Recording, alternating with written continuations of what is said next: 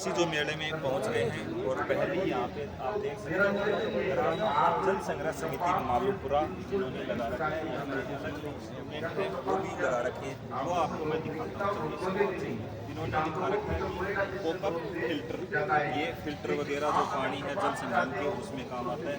फिर उसके आगे हेड पंप में माइक्रो फिल्टर, फिर उसके बाद वर्षामापी यंत्र, ये वर्षामापी यंत्र होता है, इन्होंने ये लगा रखा है। उसके बाद इन्होंने ये पूरी जो गांव की बस्ती है उसको दर्शा रखा है, जैसे कि इस्लामपुर गांव का ये मॉडल है और इसमें पाइप नेटवर्किंग, बगीचा, गांव गढ़ है और मेघवाल बस्ती है, अलग अलग ये बस्ती है, पुनर्धरण कूप है, चैम्बर हैं, घर हैं, आदर्श बाल विद्या मंदिर है, प्राथमिक विद्यालय। तो ये पूरा इतना अच्छा इस्लामपुर जो गांव का है वो पूरा इन्होंने बना रखा है और इसमें इन्होंने पूरी चीज़ भी इन्होंने दर्शा रखी है। कुल घर 145 खड्डे भी 145 हैं, शौचालय है वो भी 145 हैं और ग्राम ये इस्माइलपुर का है जल संग्रहण टाके 115 उधर और पुनर्गण कूप एक है तालाब में पौधे लगभग 10,000 लगा रखे हैं। उसके बाद हम आगे चलते हैं तो यहाँ पे भी एक लगा रखा है माध्यमिक विद्यालय यहाँ सरकार जो लगा रखा है इन्होंने, तो ये भी आप देख सकते हो। यहाँ पे पेड़ पौधे हैं, रिचार्ज किट है, सारे जो विद्यालय है उसका लगा रखा है इन्होंने। अब इससे आगे हम चलते हैं, इससे आगे हम बात करते हैं जो सिंचाई पद्धतियाँ हैं उनके बारे में यहाँ उन्होंने लगा रखा है। ये भूजल मापी यंत्र है, भूजल मापी यंत्र इन्होंने ये भी लगा रखा है। उसके बाद हम चलते हैं यहाँ पे प्रमुख सिंचाई पद्धतियाँ हैं, अलग अलग टाइप की सिंचाई पद्धतियाँ वो लगा रखी हैं, आप देख सकते हो। इस पाइप से अलग टाइप से होता है, इससे अलग, इससे अलग और इससे अलग, ऐसे इन्होंने 1 2 3 4 5 प्रकार की इन्होंने टाइप लगा रखी है और हम उनसे बातचीत भी करेंगे। उसके बाद जो वर्मी कंपोस्ट इकाई है वो भी यहाँ पे दिखा रखी है, दर्शा रखी है, वर्मी कंपोस्ट जो है वो भी दिखा रखी है। उसके बाद ये ट्रैक्टर वगैरह उसके यंत्र हैं वो भी उन्होंने दर्शा रखे हैं। उसके बाद हम इनसे बातचीत करेंगे यहाँ पे। नमस्कार सर। नमस्ते सर। तो जैसे अभी आप हमें थोड़ा सा और बता दीजिए, जैसे ये इसमें क्या कर रखा है? ये एजोला की इकाई है, आप जो देख रहे हैं इसको बोलते हैं, हाँ इसको बोलते हैं azolla grass. Azolla grass, azolla grass बोलते हैं। तो क्या काम आता है सर? ये पशुओं के लिए काम में आता है। पशुओं का जो स्वास्थ्य कमजोर होता है, पशुओं को अगर कम दूध देता है, उसका शरीर स्वस्थ नहीं रहता है, उसके पशु के ब्यावत में दिक्कत आती है, उसके लिए ये एजोला ग्रास काम है। तो जैसे अभी ये कितना लगभग कितनी दूरी में कितना खर्चा आ जाता है और कितना लगभग एक घर में जैसे 4-5 पशु अगर हों तो उसके लिए कितना खर्चा आता है इसको लगाने के लिए और कितना खर्चा? एक घर के लिए अगर 4-5 पशु हैं तो अपने को इस प्रकार से 2 से 3 इकाई करनी पड़ेगी। ऐसी इतनी बड़ी 2-3 इकाई करनी पड़ेगी। इसमें कितना लगभग खर्चा आ जाएगा? लेकिन इसका सबसे बेस्ट तरीका है, किसान बगैर खर्चे के अपने घर पे भी ये कर सकता है। अच्छा, वो कैसे? वो कर सकता है, उसको 8 फीट लंबा, 2.5 फीट चौड़ा और 1 फुट गहरा खड्डा करना है। अच्छा। उसके अंदर मार्केट में नॉर्मल कोई भी प्लास्टिक की थैली लाकर उसको बिछा देनी है। अच्छा। और फिर उसके अंदर अपने को क्या करना है कि बालों की मिट्टी आती है, बालों की मिट्टी छान कर उसके अंदर 1-1 इंच की लेयर जमानी है अपने को और फिर उसके ऊपर 10 किलो गोबर, 8 बाई 2.5 के इसकी एक इकाई के अंदर 10 किलो गोबर अपने को, गुरबरा गोबर जो बोलते हैं, गीला गोबर नहीं हो, वो अपने को, हाँ सूखा हुआ वो गोबर अपने को लेना है। अच्छा। और उसके अंदर आधा फुट में पानी अपने को डाल देना है। अच्छा जी। तो आधा फुट में पानी पूरी रात अपने को डाले रखना है और फिर सुबह उसके ऊपर जो भी उसका कचरा आ जाता है गोबर के अंदर, ऑब्वियसली बात है अपन डालेंगे तो उसके अंदर कचरा आएगा, तो सुबह अपने को कोई भी छलनी से उसको कचरे को अलग करना है और फिर ये अवेलेबल हो जाती है। नॉर्मली सभी जो प्रोग्रेसिव फार्मर्स हैं या फिर हमारे चिड़ाव ब्लॉक के जो किसान हैं, जो भी सब्सक्राइबर हमारे जो डाल में अटर से जुड़े हुए हैं, फिर चिड़ाव ब्लॉक के जो किसान उसको हम उपलब्ध करा सकते हैं। ये एजोला की जो ग्रास है ये अपने को पशुओं को ये 7 दिन के अंदर डबल हो जाती है। जितना अपन डालेंगे उससे 7 दिन के अंदर डबल होगी, पानी के अंदर ये फैलेगी, ऊपर ग्रोथ नहीं करेगी। फिर अपने को क्या कर सकते हैं, इसके सुबह शाम जब भी पशुओं का दूध का टाइम होता है दूध का टाइम होता है तो छानी के अंदर, चाट के अंदर जो भी अपन उसको पशु को आहार डालते हैं उसके अंदर मिला के खिलाना है। बड़े पशु को 500 ग्राम, छोटे पशु को 250 ग्राम के हिसाब से ही खिला सकते हैं। जो भी पशु कम दूध देता है, जैसे सपोज करो कि अगर 10 लीटर दूध देता है तो 1 महीने के अंदर ये उसकी मात्रा जरूर ग्रोथ करेगा, 2 से 3 लीटर उसका दूध बढ़ जाएगा। पशु का स्वास्थ्य मजबूत है, स्वास्थ्य भी मजबूत है। स्वास्थ्य मजबूत है। चलिए, ये वर्मी कंपोस्ट के बारे में भी थोड़ा बता दीजिए। ये वर्मी कंपोस्ट का आप मॉडल देख रहे हैं। वर्मी कंपोस्ट खाद का जो मॉडल है, इसमें अपन ये जो इस प्रकार से मार्केट में इसके जो स्ट्रक्चर भी मिलते हैं, लेकिन वही बात मैं कहूँगा, किसानों को ज़्यादा से ज़्यादा फायदा इसलिए होगा कि ज़्यादा से ज़्यादा खर्चा उसका न हो। तो ज़मीन के ऊपर भी किसान ये अपना तैयार कर सकते हैं। वर्मी वाश है, और जो ये अपन जो सॉलिड देख रहे हैं इसको तो बोलते हैं वर्मी कंपोस्ट। अब इसके अंदर साइड में अपने छोटे छोटे होल भी हैं, इसका जो लिक्विड जो निकलता है, यानी खेतों का जो मलमूत्र वगैरह है उसको बोलते हैं वर्मी वाश। तो ये इसका स्ट्रक्चर भी अपन ज़मीन के ऊपर बना सकते हैं, उसका ज़मीन का लेवल करके, एक तरफ ऊंचाई और एक तरफ नीचाई, जैसे ज़मीन का स्लोप करके बना सकते हैं। थैली बिछानी है और पशु का जो गोबर है, ताज़ा गोबर नहीं डालना है, 3 से 4 दिन तक गोबर को रखना है ताकि उसकी गर्मी है वो निकल जाए। गर्मी निकलने के बाद में पशु की गर्मी निकलने उसके गोबर को फिर उसके अंदर इकाई के अंदर लेना है। वही बात है, आप उसको अपनी आवश्यकता के अनुसार 8 फुट चौड़ा, 2.5 फुट लंबा उसको कर सकते हैं, और उसका स्लोप बनाकर कोई भी अगर एक कॉर्नर में कोई भी खाली मटका होता है वो अपने को उसमें ज़मीन के अंदर रख देना है। क्यों वो किस लिए रखना है?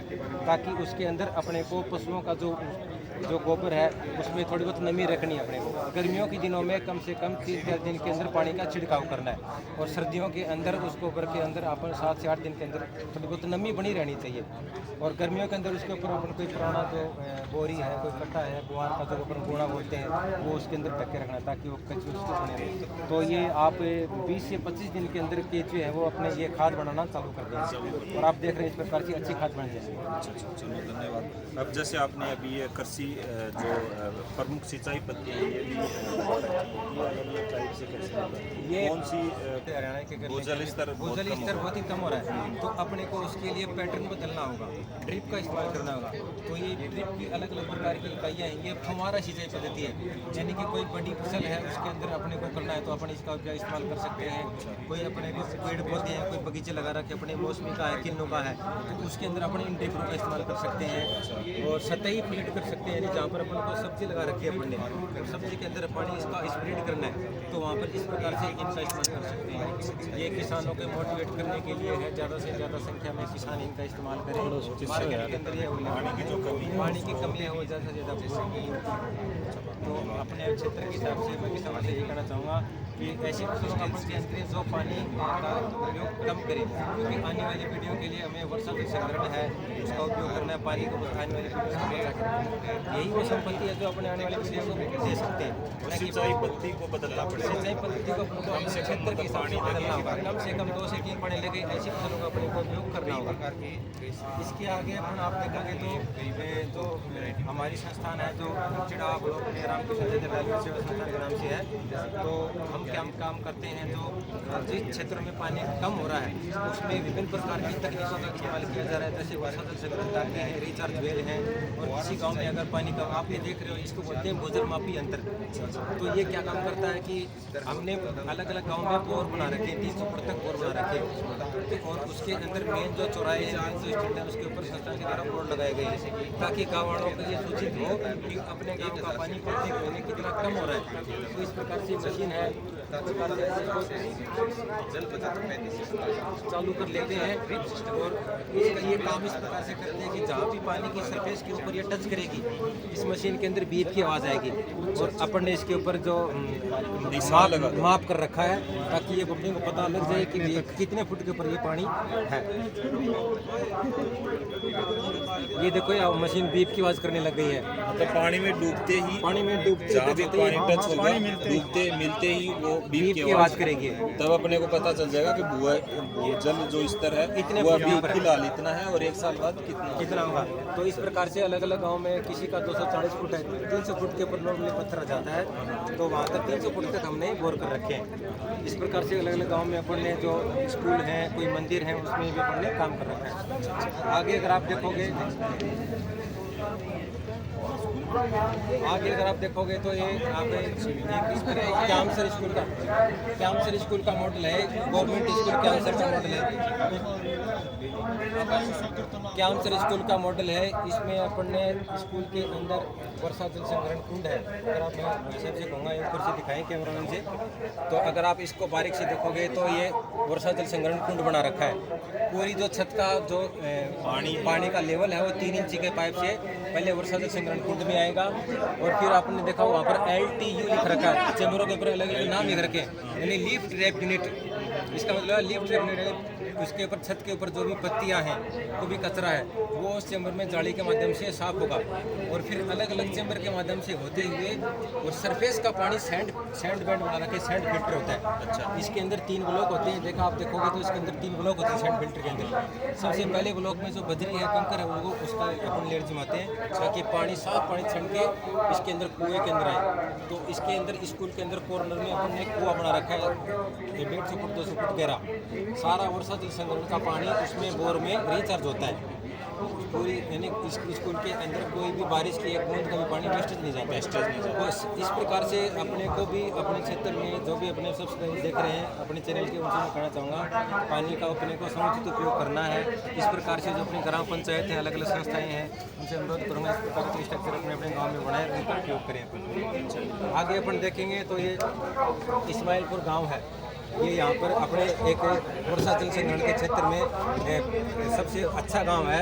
इसमें एक तो अपने तालाब बना रखा है, सवाई सागर तालाब है, वो बना रखा है वहाँ पर, और 2 तालाब है। हाँ, तालाब बना रखे हैं, 2 तालाब बना रखे हैं, रिचार्ज वेल बना रखे हैं, और बगीचे लगा रखे हैं, वर्षा जल संग्रहण कुंड बना रखे हैं, शौचालय है। पूरे गांव की व्यवस्था अपने आप देखूंगा, आगे देखोगे तो अपने छोटे छोटे पाइप के माध्यम से हर घर का कनेक्शन आपको जोड़ के सब इसमें पुनर्कूप में और तालाब में अपने को रिचार्ज कर रखा है, बगीचे लगा रखे हैं। ये आदर्श गाँव है। अगर आप कभी टाइम मिलेगा तो हम आपको इस गाँव के अपन को विजिट कराएंगे। पूरे गाँव का स्ट्रक्चर इस प्रकार से बना रखा है कि हर प्रकार का बारिश के पानी को बर्बाद नहीं जाए, मतलब सारा पानी काम आता है। ये सारा पानी इस गाँव में कहीं भी पानी की बारिश की बूंद वेस्टेज नहीं जाती है, क्योंकि हर उसमें चैम्बर के माध्यम से, छोटे छोटे चैम्बरों के माध्यम से अपने वो पानी रिचार्ज कर रखा है, रिचार्ज वेल में।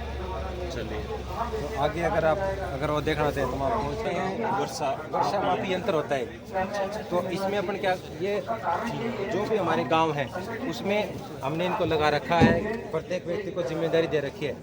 इसमें क्या होता है कि अपने क्षेत्र में 100 mm तक की बारिश, ये 10 mm की नली कीप होते हैं, इसको ये 10 mm की है, 100 mm तक की बारिश का नाप अपन इससे कर सकते हैं। और नॉर्मली हमारे एरिया में जो हमारा जो झुंझुनू का जो अपना एरिया होता है उसमें 100 mm तक की बारिश बहुत कम होती नहीं है। तो ये छत के ऊपर इस प्रकार से अपन लगा देते हैं, इस प्रकार से आप देखो, इस प्रकार से लगा देते हैं। बारिश आएगी इसके अंदर पानी डलेगा, और फिर अपन इसमें नाप सकते हैं कि भाई कितना पानी बारिश की हुई। तो 13 mm 14 mm जितनी इसके ऊपर से नाप करके, और वहाँ पर एक रजिस्टर मेंटेन करते हैं। जो हमारे गांव में समिति बना रखी है, ग्राम विकास समिति, उसके पास में एक रजिस्टर रहता है। कोई भी उससे जानकारी प्राप्त कर सकता है कि आज के दिन अपने गांव में कितनी बारिश हुई, कितनी mm बारिश हुई। तो हमारे प्रयास यही है कि ज़्यादा से ज़्यादा संख्या में कोई भी माध्यम हो, उसके माध्यम से सभी जागरूक होने, सभी को बता दें। ये जो आप देख रहे हैं इसको बोलते हैं माइक्रो फिल्टर बोलते हैं। जो वर्षा जल संग्रहण टाके होते हैं वो तो नॉर्मली सभी ग्राम पंचायतों में सभी बनाते हैं, लेकिन जो ये बोलते हैं इसको बोलते हैं वर्षा जल संग्रहण कुंड। जहाँ पर आप दिखाऊंगे, मैं वैसे भाई साहब से कहूँगा, ये मॉडल में बता रखा है, इस टाके के ऊपर साइड में लगता है। तो इसमें क्या है कि ये इसमें जाली होती है इस प्रकार से इस फिल्टर में, इससे पानी और भी बारीक छन के आता है, साफ पानी आता है। सबसे पहले तो हमारा जो फिल्टर होता है, ये फिल्टर देख रहे हो ना आप, इसमें भी एक ऊपर में पतली जाली लगी है, उससे पानी फिल्टर होकर इसमें वर्षा जल से पानी इसमें कुंड में आता है। और इसके बाद में अगर कोई कमी रह जाए तो इस चैम्बर के माध्यम से भी, जाली के माध्यम से इसमें और साफ होता है। तो वर्षा जल का उपयोग ज़्यादा से ज़्यादा हमको अपने को करना चाहिए। चलिए, कोई भी क्षेत्र। धन्यवाद सर आपको, स्टार न्यूज़, जिला news no total use. Thank you, धन्यवाद सर, आपने हमारी जानकारी सभी तक पहुंचाने का प्रयास बिल्कुल किया। पहुंचाएंगे। और जो यहाँ का जो जल स्तर है वो बिल्कुल से नीचा आ गया है और इसी के लिए किसान भी धरने पे इसीलिए बैठे हैं। पानी की जो कमी है वो बहुत ज़्यादा आ गई है। सर ने बताया अलग अलग मॉडल और जो सिंचाई की पत्तियाँ हैं वो हमें कैसे काम लेनी चाहिए, और जो पूरा मॉडल इन्होंने समझाया कि अभी जो पानी का जो बरसात का जो पानी आता है उसको हमें अच्छे से संग्रह करना चाहिए, तभी हमें बचाओ, आगे ज़्यादा दिन पानी चलेगा। चलिए आगे चलते हैं। धन्यवाद सर। तो आगे चलते हैं हम और भी बातचीत।